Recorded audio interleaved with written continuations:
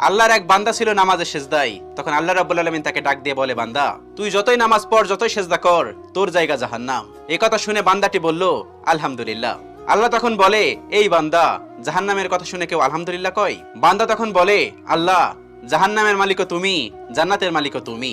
তুমি আল্লাহ খুশি হয়ে যদি আমাকে জাহান্নামও দাও, তাও আমার আপত্তি করার কোনো অধিকার নেই।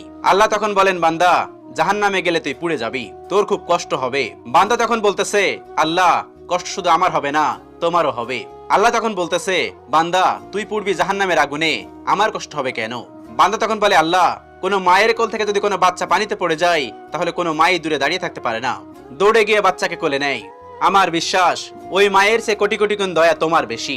আমাকে জাহান্নাম দিলে তুমিও আল্লাহ শান্তি পাবে না।